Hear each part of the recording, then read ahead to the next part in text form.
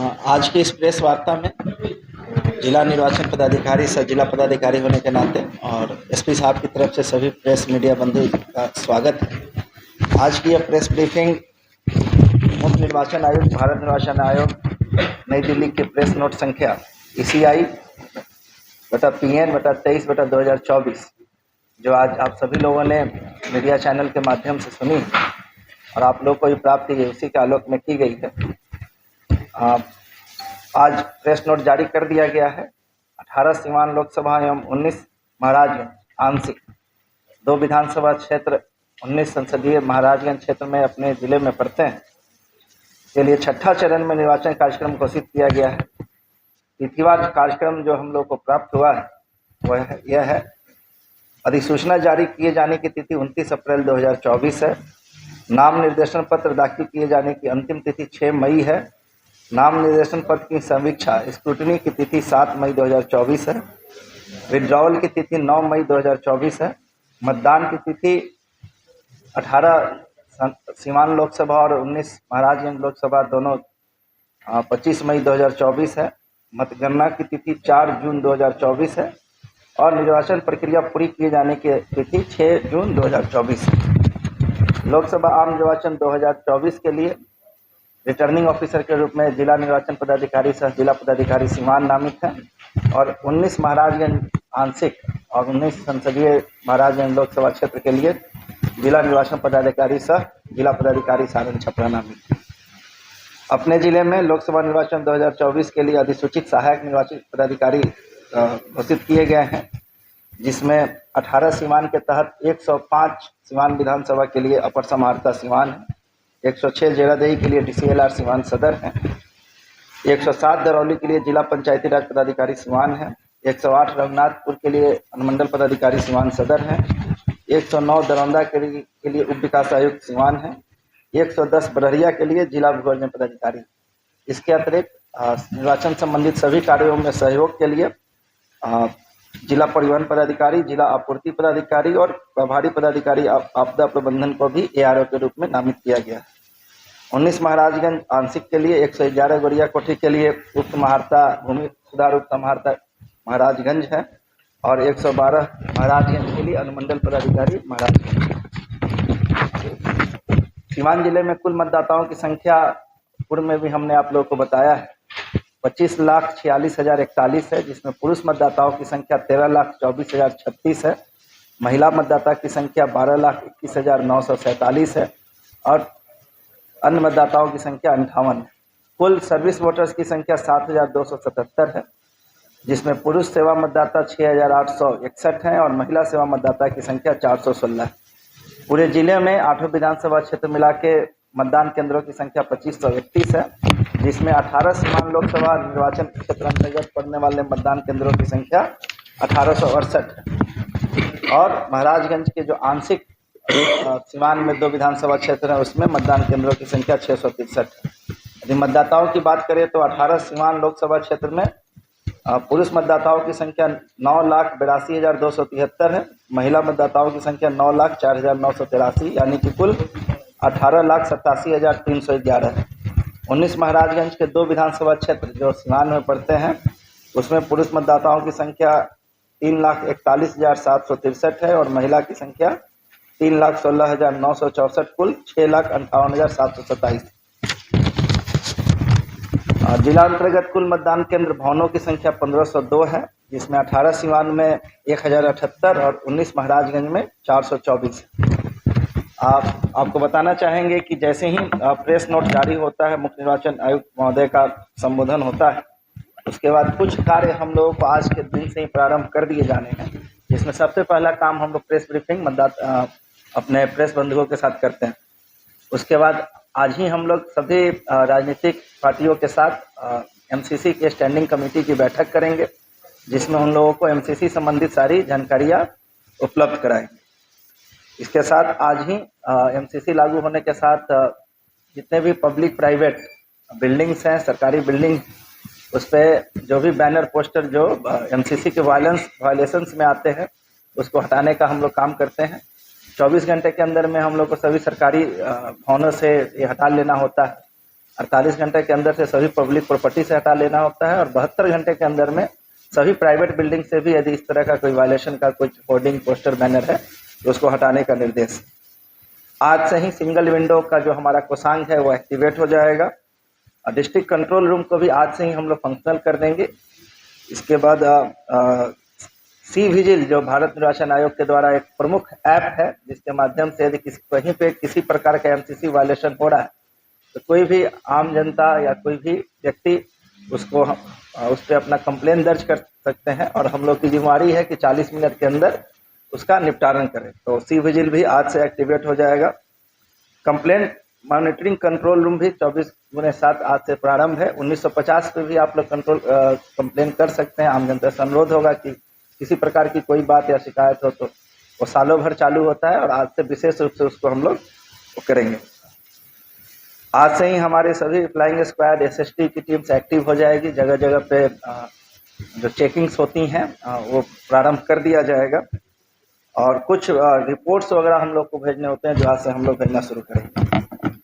आप लोगों को पूर्व में ही बताया गया है कि टोटल फ्लाइंग स्क्वाड्स की संख्या यहाँ 32 है। एसएसटी हम लोगों ने 24 बनाया है और वीएसटी 24 है, वीबीटी 8 है और एक्साइज की टीम 10 है। इसके बाद जिले में इस बार कुल 4 डिस्पैच सेंटर बनाए गए हैं जहां पे मतदान के ईवीएम्स को हम लोग डिस्पैच करेंगे, जिसमें 18 सिवान के लिए लोकसभा क्षेत्र के लिए वीएम उच्च विद्यालय सह इंटर कॉलेज में 105 सिवान विधानसभा क्षेत्र और दरोगा प्रसाद राय इंटर कॉलेज में 106 जिला। महाराजगंज के आंशिक 2 विधानसभा क्षेत्रों के लिए स्वामी कर्मदेव जमुना राम उच्च विद्यालय एवं मध्य विद्यालय महाराजगंज को चिन्हित किया गया है।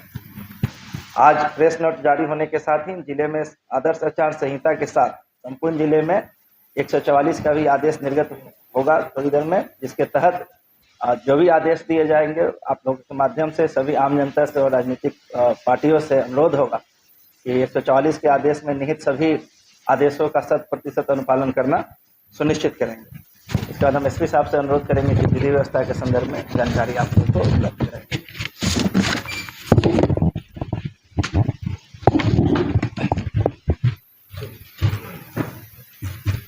हमारे मीडिया के जितने भी साथी यहाँ पर उपस्थित हैं, एक बार पुनः सबका स्वागत है इस प्रेस कॉन्फ्रेंस में। और जैसा जिलाधिकारी महोदय ने स्पष्ट किया है, आज से एमसीसी लागू है और हम लोग पूरी तरह से तैयार हैं अब चुनाव में जाने के लिए। इस तैयारियों के बारे में विधि व्यवस्था के दृष्टिकोण से कुछ महत्वपूर्ण कुछ आंकड़े हैं और कुछ और तैयारियां भी हैं जिसके बारे में मैं आप लोगों को बताऊंगा और कुछ बातें मैं आम जनता से कहना चाहूँगा जो आपके माध्यम से आम जनता के बीच जाएगी। तो निरोधात्मक कार्रवाई जो 107 एवं 116 की जो कार्रवाई होती है, जिसमें शांति भंग ना करने का जो है बंद पत्र भरवाया जाता है लोगों से, उसमें 2024 से 10,003 व्यक्तियों पर प्रस्ताव हैं। 100 से बंद पत्र भरवाए गए हैं ताकि किसी तरह से शांति भंग उनके द्वारा नहीं की जाएगी। बिहार की कंट्रोल ऑफ क्राइम एक्ट के धारा 3 के तहत जिसमें जिला बदर की कार्रवाई की जाती है, उसमें अब तक कुल 74 मामले जिलाधिकारी के न्यायालय में भेजे जा चुके हैं और उन सभी पे सुनवाई त्वरित गति से चल रही है। बहुत जल्दी उसमें आदेश निर्गत हो जाएंगे और जो ऐसे व्यक्ति हैं, असामाजिक तत्व हैं, जिनके रहने से चुनाव प्रक्रिया में बाधा उत्पन्न हो सकती है, उनको जिला बदर कर दिया जाएगा। सीसीए 12 की जो ज्यादा कड़ा प्रावधान, उसके लिए अभी तक हमने कोई प्रस्ताव समर्पित नहीं किए हैं, लेकिन 5 व्यक्ति हैं जिनको हमने चिन्हित किए हैं, क्लोज नहीं करेंगे। ऐसे 5 कारागार में संसीमित व्यक्ति हैं जिन पे हम लोग सीसीए 12 का प्रस्ताव भी भेजेंगे। इसके अलावा कुछ जो आंकड़े हमारी अवैध अग्नियास्त्रों की और कारतूसों की जब्ती से संबंधित है, तो 1 अक्टूबर 2023 से सीवान जिला अंतर्गत 104 अवैध जब्त हुए हैं, 154 खोखे कार्ट्रिजेस जब्त हुए हैं और बॉम्ब्स जैसे कंट्री बॉम्ब्स बोलते हैं या आम भाषा में सुतली बम बोलते हैं, तो लगभग 10 जो है बरामद हुए हैं। आर्म्स लाइसेंस जो अनुज्ञप्ति प्राप्त, उनके संबंध में मैं बताना चाहूँगा कि जिले अंतर्गत कुल 4,492 लाइसेंसी हथियार है, जिनमें से वेरिफिकेशन के 2 स्टेजेस पार कर चुके हैं और हम लोग का ये आंकड़ा 3,181 पे पहुंचा है। एक आखिरी मौका भी दिया गया है। जिन लोगों ने अपनी हथियारों को अभी तक वेरीफाई नहीं कराया है, उनको एक आखिरी मौके के रूप में 18 से 20 तक की डेट दी गई है। अब भी इस डेट में भी जो लोग वेरिफिकेशन के लिए उपस्थित नहीं होते हैं अपने हथियार के साथ, उनका बिल्कुल समरेरली उनका जो है हथियार जमा करा लिया जाएगा और अनुज्ञप्ति जो है वो उसको कैंसिल करने की कार्रवाई की जाएगी। उसके अलावा कुछ मैंने आप लोग की सहूलियत के लिए भी एक हैंडआउट आप लोगों को कुछ इम्पोर्टेंट धाराओं के बारे में आप सभी ने निर्वाचन आयुक्त महोदय की का संवाद सुना होगा प्रेस कॉन्फ्रेंस के माध्यम से। जैसा उन्होंने कहा, मैं एक उस बात पे थोड़ा रिट्रेट करना चाहूँगा कि निष्पक्ष चुनाव और एक तनाव रहित माहौल में ये भी आवश्यक है कि कोई ऐसी किसी पर पर्सनलाइज अटैक, किसी समुदाय विशेष पे, किसी जाति विशेष पे इस तरह के अटैक्स नहीं हो।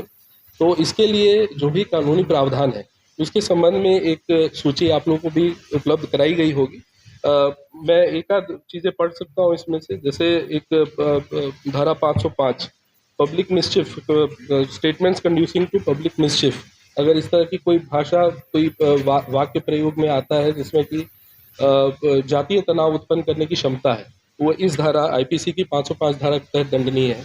इसके अलावा 153A है, दूसरे भिन्न समुदायों में अगर कोई तनाव उत्पन्न करने की कोशिश करता है। और इसी के साथ कुछ करीब 12 से 15 धाराएं यहाँ पर रिप्रेजेंटेशन ऑफ पीपल एक्ट एवं इंडियन पीनल कोड की दी गई हैं।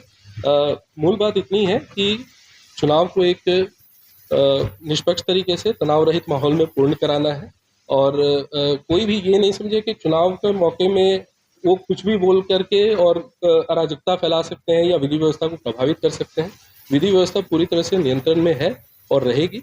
और मुझे इसी के साथ मैं आप लोगों को धन्यवाद देना चाहूँगा, वाणी को विराम देना चाहूँगा। मैं अपेक्षा ही करूँगा कि बिल्कुल एक शांतिपूर्ण तरीके से चुनाव कार्य संपन्न हो। धन्यवाद।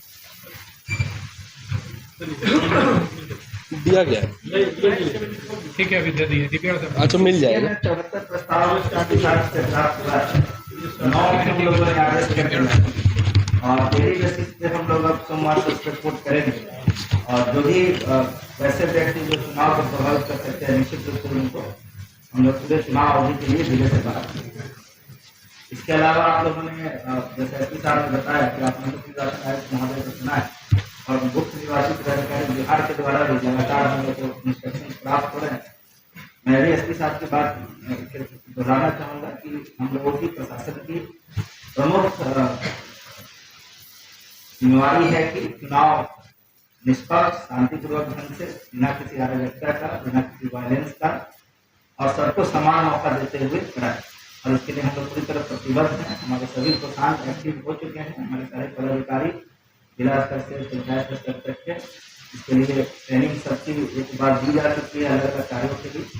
और हम लोग निश्चित रूप से आपके माध्यम से सीमांत की सभी जनता को भरोसा दिलाते हैं कि आपके सहयोग से, जनता के सहयोग से